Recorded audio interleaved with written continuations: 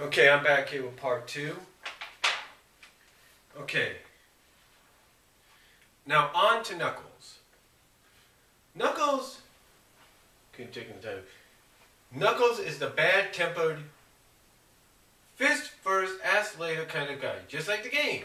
Now remember, this is, just like I said in the first video, all that's bolded here is Mixed Fans. And what Mixed Fan had to say. And then this is right here, ASL's response. Yeah, he is. Except for 232, where he completely refused to lift a finger to help Sonic save Sally from Eggman's death egg. This is what you call fist first, ass later? I don't think so. And like I said, Ian did this on purpose. He wanted Sally weaponized. My guess is he got some sort of sick jolly out of seeing Eggman desecrate Sally's robotic body. Whatever, moving on. Mixed Fan. Quote, Mixed Fan here. Amy is the chipper, happy Sonic fangirl with a crush on her hero, just like the games.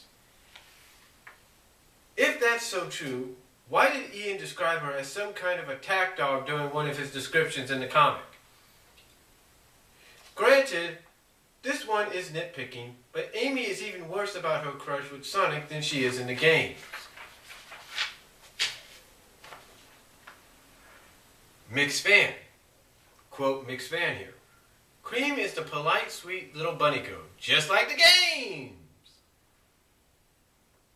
ASL's. And yet, Ian made her pick up the demonic Tails doll without even a split hesitation. Of course, I know why. Shot fire! Mixed Fan. Big is the dopey little fisherman with a big punch, just like the sodding games. Now he does agree. Oh, okay, no argument there. Mixed Fan. Sally, Bunny, Antoine, and Rhoda are still like the SatAM counterparts, although thanks to development under other writers before Ian, Antoine's a little braver, so there you go. ASL's response. Except you didn't factor in Sally punching Fiona and saying she was never a freedom fighter. Yeah, not even Sally and SatAM ever acted that cold. Granted, she felt bad about it later, but it was still pretty cool on her part to condemn Fiona when she should have pitied her. Oh, and yes, lest I forget, press the button in 230 without even looking for an alternative situation. And again, for shock value. Yeah, we can't have Sally actually using her head and thinking of another way. That would have spoiled everything. No Mac and Sally arc then. Bunny? Yeah, you're right. Bunny would definitely leave a beloved comrade in need to do, quote-unquote, whatever Ian's planning to make her do, just so Team Fighters could be formed. You've got to be kidding me. That is as OOC as you get with someone as sweet as Bunny. She basically just abandoned her husband, who could end up dead while she's away, and she wouldn't even know it. What Ian made her do was utterly disgraceful. There are no excuses for anyone to abandon their spouse, especially not that impulsively. But like I said, Ian just did so. So Team Fighters, or should I say Team Sega Sonic, could be formed. Yay! Rotor.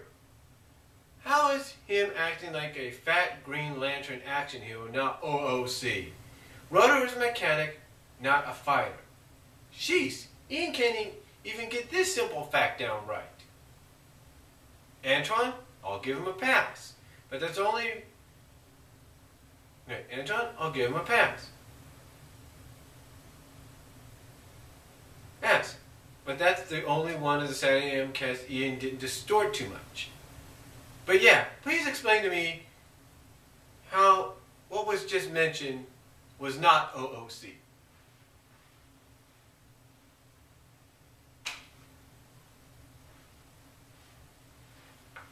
Checking the time here, okay. And now for the next part. Mixed Fan. There is no padding of any kind in the current story arc. ASL. If you really think that, then you obviously haven't been paying attention to the recent events at hand.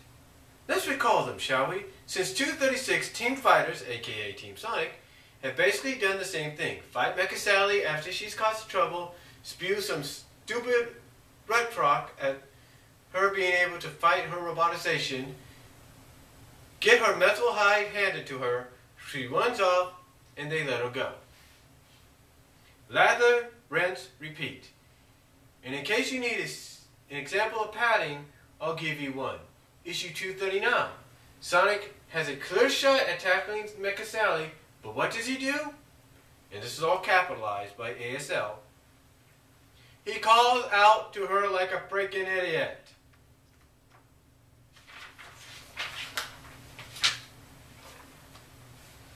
Yes, I know Sonic isn't the smartest hero out there, but there's a difference between being naive and just plain stupid.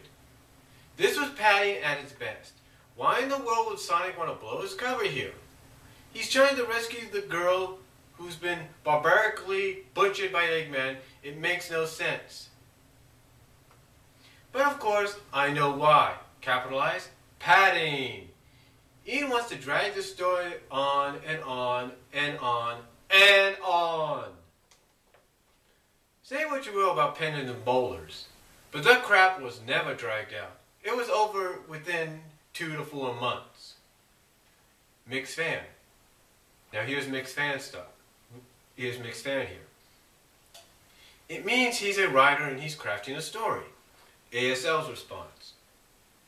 Except it's a very biased story and one-sided. All the main comic heroes were violently shoved aside just so the Sega Sonic ones could shine. How is that crafting a story?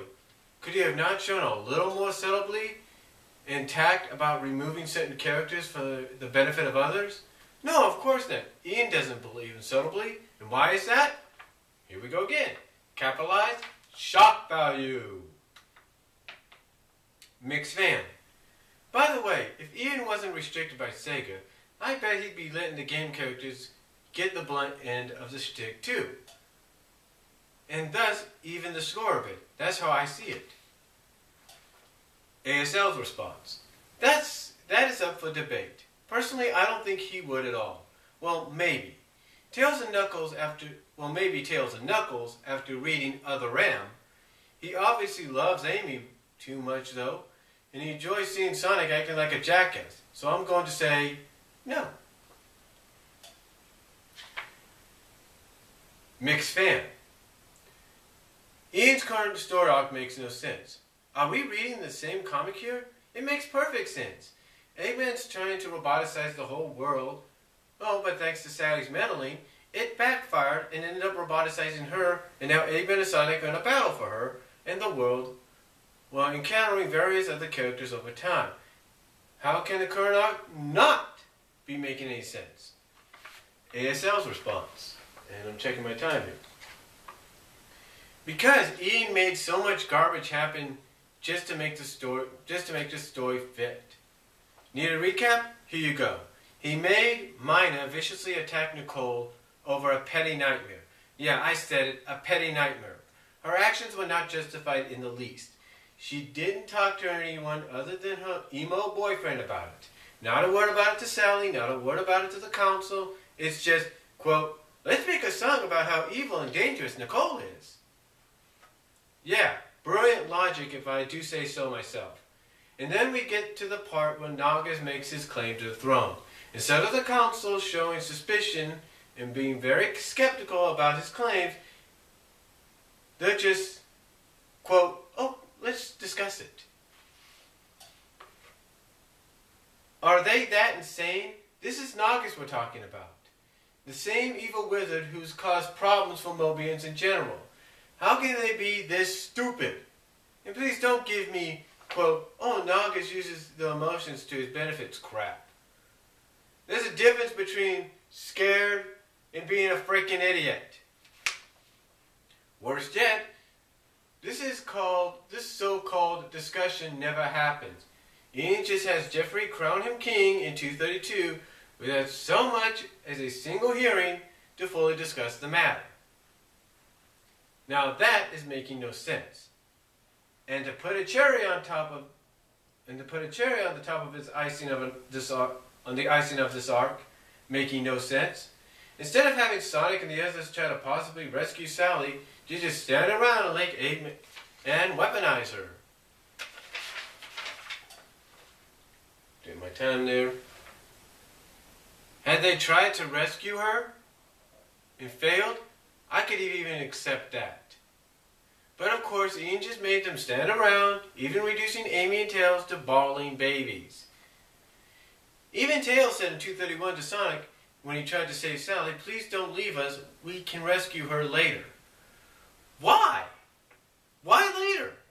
What could possibly be more important about after Eggman's big... Okay, why? Why later? What could possibly be more important after Eggman's big robot was destroyed by Nagas than that? Ugh, I don't even know why I'm asking this. It's so obvious. Shock value.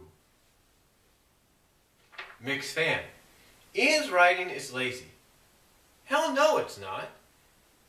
That's just a lot of effort put into all this, and despite mandates getting in the way of it, the whole thing is still comes off as pretty good. ASL's response. You obviously are too fond of Ian, or you wouldn't have said that. Having to deal with mandates are not the reason the story is lazy. Ian's just plain lazy when it comes to writing. Capitalized, period. Why do I say that? Again, just to clarify, Mina, whatever you want to call it, could have tried another way to solve her fears of Nicole, but Ian didn't even make her bother to try and find another solution. Is that not the key? Or is that not lazy? Regarding Nagas' kingship, this was a story arc that could have had a lot of development to it due to being a major issue among Sonic and his friends. We should have seen a hearing where both sides give their point of view about why and why not Nagas should be king. But what did we get instead? Nagas just gets crowned in 232 and that's it. Is that not lazy? Issue 234, after Eggman blows up Antron with Metal Sonic, he just packs up and leaves for no good reason at all. Ian could not even give a valid excuse for why he left. Instead, we broke the morale by blasting the weakest member. Time and pack up and leave. How is that not lazy? Issue 235. I'm checking my time there.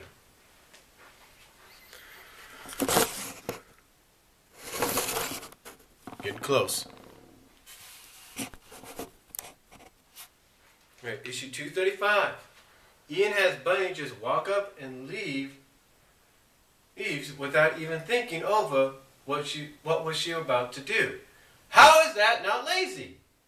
Issue 236. When Sonic's in the middle of his, quote, woe is me moment, instead of having a well thought out discussion with Tails and Amy about how to get the emotional state back in the game, he reduces it to one big tongue lashing by Amy, and then all of a sudden Sonic is acting like nothing ever happened.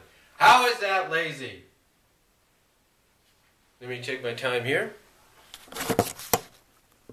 Okay, I'm going to stop again.